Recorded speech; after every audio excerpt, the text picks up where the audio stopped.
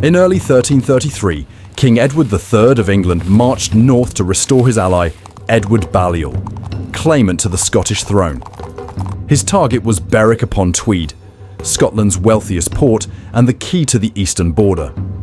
The town's Scottish governor, Sir Alexander Seton, prepared for siege while Archibald Douglas, the Guardian of Scotland, summoned his forces to defend it. By May, English troops had surrounded Berwick by land and sea, cutting off supplies and trade. Across the kingdom, church bells rang for muster, and both realms braced for another brutal clash in the long War of Independence.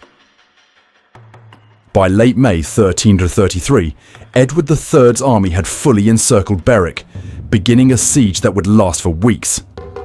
Wooden towers and catapults were raised on nearby slopes, their stones smashing into the town's walls day and night.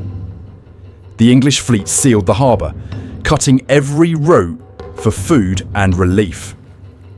Within Berwick, Sir Alexander Seton's garrison fought bravely, but faced growing hunger and despair.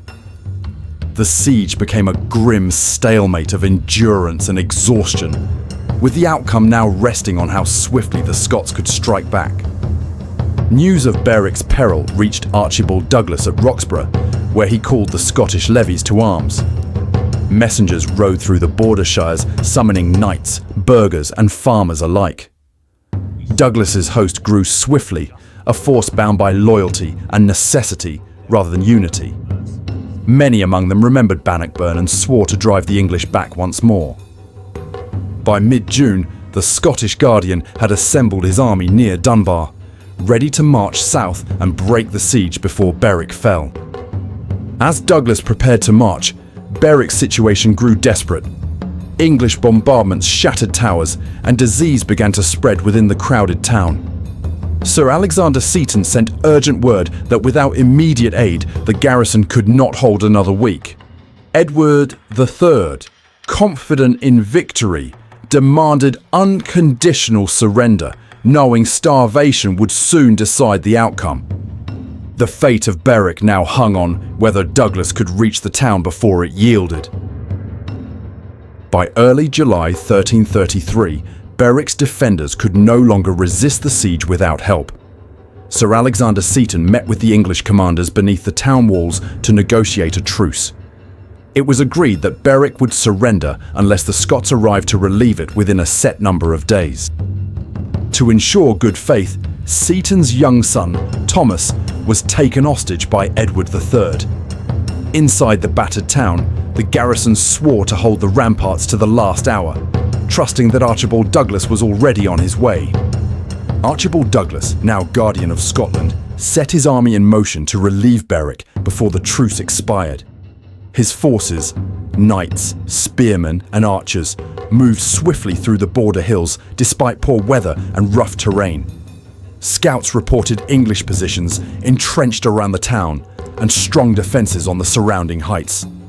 Still, Douglas refused delay, knowing every hour brought his countrymen closer to surrender.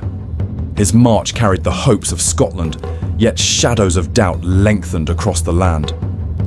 As Douglas advanced, word reached him that Berwick's surrender deadline was near. A desperate messenger arrived, reporting that Seton's son was still held hostage by Edward III and that the town could not hold much longer. The Scottish host was weary, but pushed on through flooded fields and dense woodland. Douglas vowed to save both the town and the boy, swearing before his captains that Scotland would not yield again. His resolve hardened, though each mile brought him closer to a battle he could not avoid. By mid-July 1333, Douglas's host reached the outskirts of Berwick and found Edward III's army waiting. The English occupied the high ground of Halidon Hill, their archers and knights positioned in perfect order. Below, the Scots formed their ranks across marshy fields, the rain turning the soil to treacherous mud. Both commanders studied the other in silence, each knowing that the next move would decide the war. As darkness fell, the wind carried the sound of distant church bells from Berwick, tolling for the dawn to come. At dawn on 19th of July 1333, Archibald Douglas ordered the Scottish advance against the English position atop Halidon Hill. The steep, rain-soaked slope and deep mud slowed his infantry before they reached bow range. Edward III's longbowmen opened fire in disciplined volleys, their arrows falling like rain upon the climbing Scots. Despite heavy losses, Douglas's vanguard pressed forward with desperate courage. The English knights then charged downhill, breaking the already wounded ranks and turning the advance into chaos. By mid-morning, the Scottish line had collapsed, and the plain below was strewn with the fallen. The rout of the Scots began as panic spread down the slopes of Halidon Hill. Archibald Douglas tried to rally his men, but arrows and mud made order impossible. Those who turned to flee found the marshes below impassable, and the Tweed running high from days of rain. English cavalry pursued without mercy, cutting down soldiers and nobles alike. When the fighting ceased, Douglas lay among the fallen, and the power of Scotland's army was broken. With the Scottish army destroyed, no relief could reach the besieged town. News of Douglas's death reached Berwick by nightfall, crushing the garrison's final hope.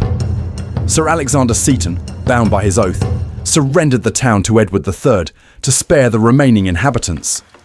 In grim fulfillment of the truce, Seton's son Thomas was executed before the walls as a warning to others. The English flag rose above Berwick's ramparts, marking the end of Scottish resistance on the eastern frontier. The victory at Halidon Hill secured Edward III's control of Berwick and restored Edward Balliol as his vassal king in Scotland. Yet Balliol's rule soon collapsed, and the war dragged on for years of raids and reprisals. For Scotland, Halidon Hill became a wound remembered, a symbol of courage met by disaster. On the heights where the battle raged, only the wind remains, whispering through the grass above the fallen. The field of Halidon Hill still stands as both grave and lesson in the price of pride and defiance.